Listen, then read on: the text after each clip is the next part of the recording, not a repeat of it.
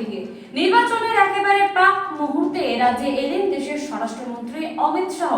রাজ্যের কুমারঘাটে নির্বাচনী জনসভায় বক্তব্য রাখেন তিনি।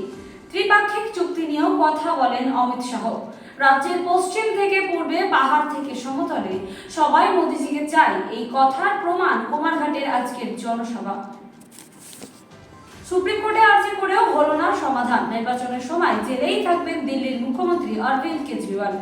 প্রসঙ্গত, গত 21শে মার্চ ইডির হাতে গ্রেপ্তার হন তিনি। ফলত এরপর থেকেই মুখ্যমন্ত্রী তিহার জেলে। তবে গ্রেপ্তারের বিরোধিতা করে সুপ্রিম কোর্টে আবেদন করা হয়। সেই মামলার কোনো রায় দেয়নি দেশের শীর্ষ আদালত। উত্তরপ্রদেশের যোগীর রাজ্যে একটি নির্মীয়মান বাড়ি বহুতল ভেঙে মৃত্যু হয় দুজনের। ঘটনাটি ঘটেছে রবিবার রাতে উত্তরপ্রদেশের মুজফ্ফরপুরে। রাত্রিতে কাজ করার সময় ওই বিশাল বহুতল ভেঙে যায়।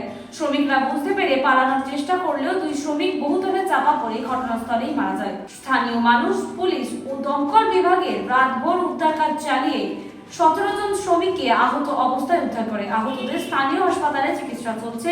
পুরো ঘটনায় গভীর শোক প্রকাশ করেছেন মুখ্যমন্ত্রী। বিজেপির ইশতেহারে নেই প্রধানমন্ত্রীর প্রতিশ্রুতি। প্রসঙ্গত, গত 27শে মার্চ কৃষ্ণনগরের বিজেপি প্রার্থী অমৃতা রায়ের সঙ্গে ফোনে কথা বলতে গিয়ে প্রধানমন্ত্রী জানিয়েছিলেন, দুর্নীতিবাজদের কাছ থেকে উদ্ধার হওয়া টাকা ভুক্তভোগীদের মধ্যে বিলিয়ে দেওয়া হবে।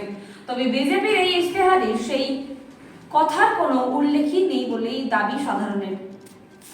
নানান তর্ক বিতর্কের পর অবশেষে চলতি বছরের 22শে জানুয়ারি অযোধ্যায় রাম মন্দিরে রামলালার প্রাণ প্রতিষ্ঠা হয়। আর এবার রাম মন্দিরে হবে রামনবমী।